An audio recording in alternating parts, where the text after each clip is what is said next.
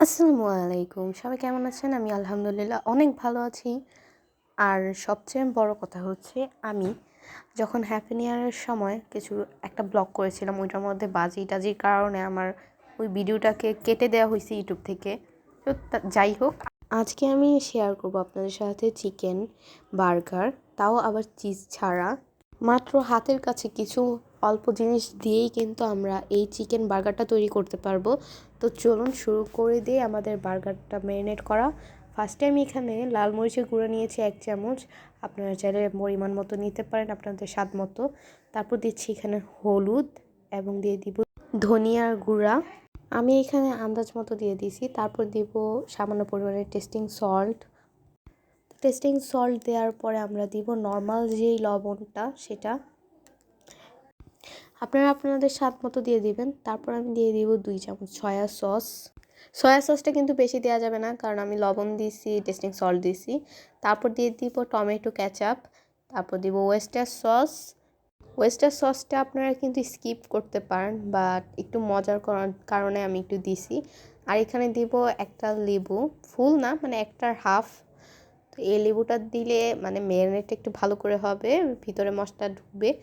আর হ্যাঁ, পিসগুলো তো দেখছেনই আমি কীরকম করে করছি। তো এগুলো সবগুলোকে আমি ভালোভাবে মেখে নিব, যাতে মাংসর ভিতরে মশলা পর্যন্ত ঢুকে। আর হ্যাঁ, এটা কিন্তু 1 ঘন্টার মতো রাখলে পুরা আমরা যেরকম 1 দিন 2 দিনের মতো ফেলায় রাখি এরকমই হয়ে যাবে। তো আমি এটাকে প্রায় 1 ঘন্টার মতো কিন্তু রেস্টে রাখতে হবে আমাকে, ভালো করে মেখে তারপর 1 ঘন্টার মতো রেস্টে রেখে দিব।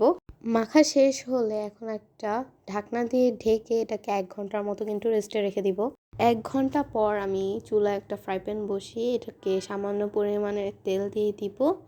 আর আমি হ্যাঁ, এটাকে কিন্তু বেশি তেল দিয়ে ভাজবো না।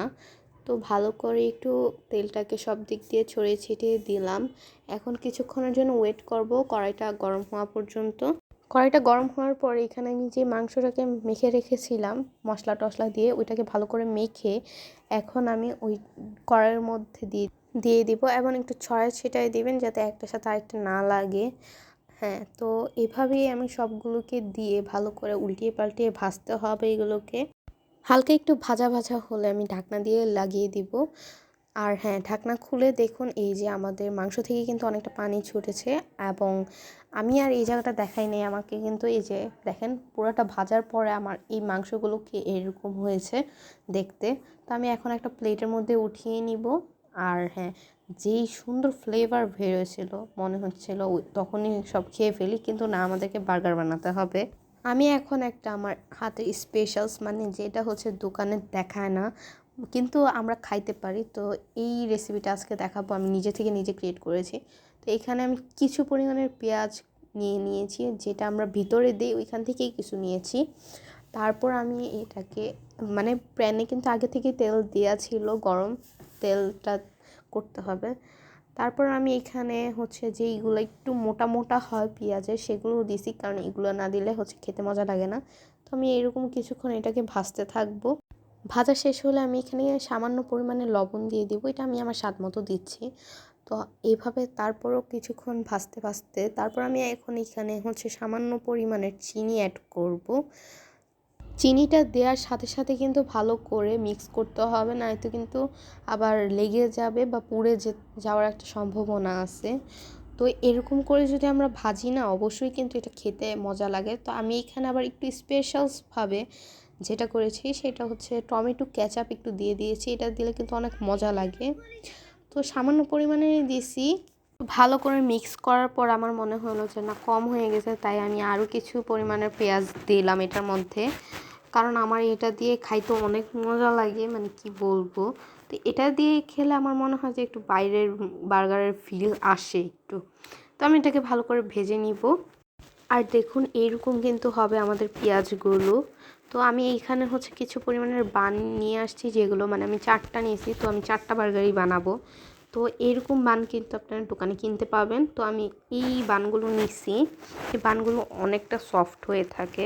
তারপর আমি এখানে সামান্য পরিমাণে আমি যে ম্যায়োনিজটা ঘরেই বানাইছি ওই ম্যায়োনিজটা নিব। তো আপনারা যদি ভিডিও চান তারও কিন্তু অবশ্যই কমেন্টস করবেন। আর হ্যাঁ, আমি বানগুলোকে একটু ছেঁকে নিয়েছি কড়াইয়ের মধ্যে। আর এখানে আমি কিছু পরিমাণে সাদা যে ম্যায়োনিজটা আমি যেটা বানাইছি ওইটা নিয়ে নিছি। ও হ্যাঁ, সাথে ইউজ করেছি হচ্ছে টমেটো সস, যেটা দিয়ে এরকমভাবে কিন্তু বাইরে আমাদেরকে যে বার্গার সসটা মেক করা হয় এভাবেই হয়। তো আমি অনেক দিন ধরেই বানায় খাইতেছি, তো আমি ভাবলাম যে আপনাদের সাথেও শেয়ার করি। তো ভালোভাবে মিক্স করার পর আমি এখন যেটা করব, এই বানগুলোর মধ্যে সবগুলোতে এভাবে ভালো করে লাগিয়ে নিব।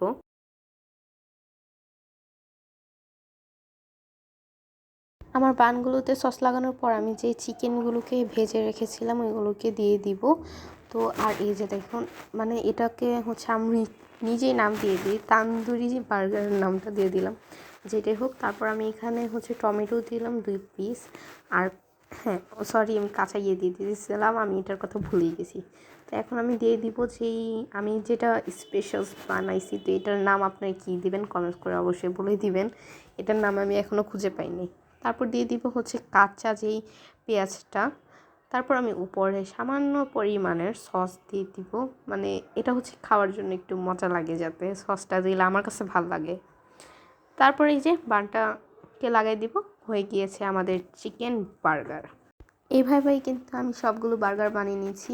আর হ্যাঁ, আমার এই বার্গারের রেসিপিটা আপনাদের কাছে কেমন লেগেছে তা অবশ্যই কমেন্টস করবেন। আর হ্যাঁ, মেয়োনিজের যেই রেসিপিটা যদি আপনারা চান তাও কিন্তু অবশ্যই কমেন্টস করবেন। সবাই ভালো থাকবেন, সুস্থ থাকবেন, আমাদের জন্য দোয়া করবেন।